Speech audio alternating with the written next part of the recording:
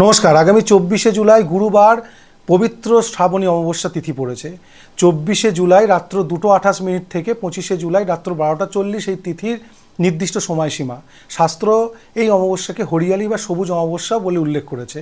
এই অমাবস্যায় যদি জন্মচাটে পিতৃদোষ থাকে, রবি রাহু বা রবি শনির সংযোগ থাকে, আপনাদের বিবাহ কার্যে দেরি হচ্ছে, বিবাহ জীবনে সমস্যা হচ্ছে, কর্মজীবন থমকে গেছে, উন্নতি নেই, অথবা আপনাদের অর্থনৈতিক সমৃদ্ধিতে বাধা সৃষ্টি হচ্ছে, ছেলেমেয়ের পড়াশোনায় মনোসংযোগ হচ্ছে না, অথবা বিবিধ পীড়াতে ভুগছেন, এই অমাবস্যায় এই অশুভ প্রভাব নিয়ন্ত্রণে একটি বিশেষ তিথি।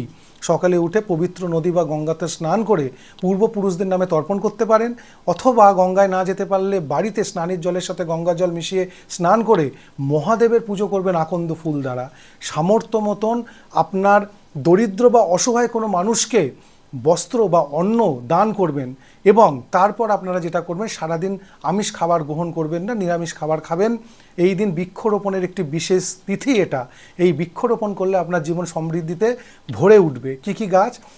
অশ্বত্থ, বট, বেল, আমলকি বা নিম, এদের মধ্যে যে কোনো একটি রোপণ করুন, এবং সন্ধ্যাবেলায় অশ্বত্থ গাছের তলায় সর্ষের তেলের প্রদীপ জ্বালিয়ে নিজের মনস্কামনা জানান, অথবা নিজের বাড়িতে উত্তর পূর্ব কোণে সর্ষের তেলের প্রদীপ জ্বালিয়ে মনস্কামনা জানান। অবশ্যই আপনাদের মনস্কামনা পূর্ণ হবে। ভালো থাকুন, সুস্থ থাকুন। ভিডিও ভালো লাগলে লাইক শেয়ার করুন। নমস্কার।